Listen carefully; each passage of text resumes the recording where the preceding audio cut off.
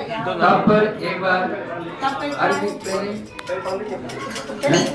हाँ तब तब जाए सूर्य राय मारा प्रभु जी, तब जाए सूर्य राय मारा प्रभु जी, को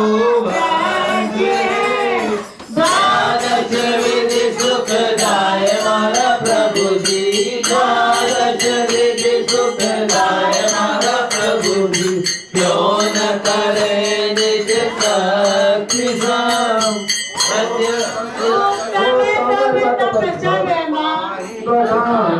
कर्मशैल को वज समाना, बसवाना दिन गोद मंडारा, दूर तिलक पशुधन धारा, मनुष्यन महादुर्लभ, सुबुल आयु निरोगिता, सीधे निवाणी तत्व ज्ञानी,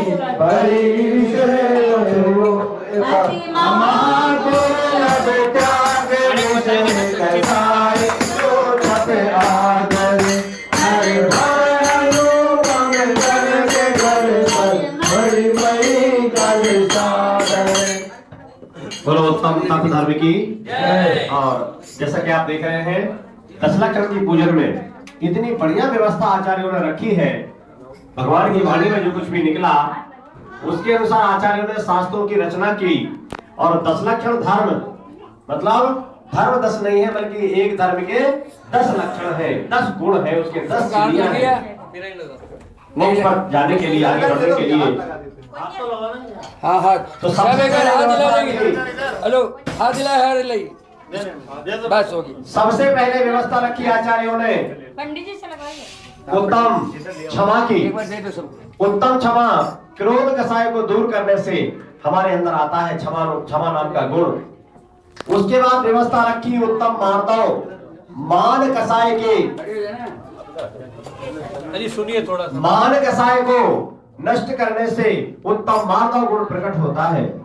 तीसरी व्यवस्था रखी उत्तम आर्जव, मायाचारी का नाश करने से उत्तम आर्जव गुण अर्थात सरलता प्रकट होती है। देखना हमारे अंदर कैसे गुण होना चाहिए, आचार्यों ने वो यहाँ पर व्यवस्था रखी। गुस्सा नहीं करना चाहिए, क्रोध नहीं करना चाहिए, क्षमा को धारण करना चाहिए, मान नहीं करना चाहिए, सम्मान की बात नहीं करना चाहिए, हमारे अंदर कोमलता होना चाहिए, मृदुता होना चाहिए, सॉफ्टनेस होना चाहिए, हमें मायाचारी नहीं करना चाहिए, हमारे अंदर उत्तम आर्जव अर्थात सरलता प्रकट होना चाहिए, हमें लोभ नहीं करना चाहिए, हमारे अंदर उत्तम शौच गुण प्रकट होना चाहिए, संतोषी वृत्ति होना चाहिए, जो मिल गया उसमें संतोष ध्यान करना चाहिए। उसके बाद उत्तम सत्य, हमें हमेशा सत्य बोलना चाहिए, कभी भी झूठ नहीं बोलना चाहिए, क्योंकि झूठ बोलते हैं अनेक प्रकार के बहाने बनाना पड़ते हैं, अनेक प्रकार से सोचना पड़ता है। और जो आदमी सत्य बोलता है उसको कहीं को सोचने की आवश्यकता नहीं होती है। हमें हमेशा सत्य बोलना चाहिए, संयम को पालन करना चाहिए, संयम को अंगीकार करना चाहिए। संयम का मतलब होता है कंट्रोल, यत्वा तद्वा, जो हमारी प्रवृत्ति होती है उस पर ब्रेक लगा करके कंट्रोल करके अपनी गाड़ी को रोड पर ले जाना चाहिए, अपनी गाड़ी को पटरी पर ले जाना चाहिए। उसके बाद आता है तप। आप लोगों ने देखा होगा एक विशेष प्रकार का कांच होता है, सारे लोग यहाँ पर साइंस पढ़े हुए हैं, उसको हम जैसे सूर्य के प्रकाश में करते हैं उसके नीचे कागज या कंडा या ऐसी कोई चीज रखते हैं, सॉफ्ट चीज, वो जलने लग जाती है। मतलब कांच रखने से कांच ने क्या किया, सूर्य के आसपास की सारी किरणों को एकत्र करके एक स्थान पर केंद्रित कर दिया और वहां पर जलने लग गया, आग लग जाती है, धुआं निकलने लग जाता है। उसी प्रकार आचार्य कहते हैं कि जिस प्रकार से उस विशेष प्रकार के कांच ने सूर्य की सारी किरणों को एक स्थान पर केंद्रित कर दिया, उसी प्रकार आप अपनी पांचों इंद्रियों को और मन को एक स्थान पर केंद्रित करो। कहां? भगवान के चरणों में, अच्छे काम में पांचों इंद्रियों को और मन को लगा दो। जैसा वहां पर ताप हुआ है वैसा हमारे अंदर भी ताप उत्पन्न होगा, जिससे हमारी आत्मा शुद्ध होगी। तो आज उत्तम तप का दिन है। यहाँ पर कहते तप चाहे सुर राय, कर्म शिखर को वज्र है।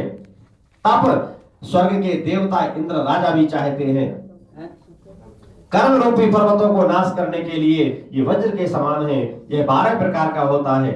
कल भी एक प्रश्न आया था, रस परित्याग कौन से नंबर का तप है? चौथे नंबर का।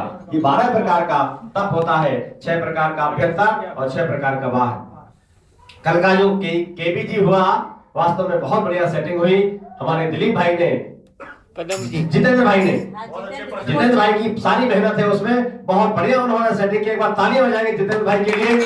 और प्रेजेंटेशन में बालक ध्रुव यहाँ पर है क्या?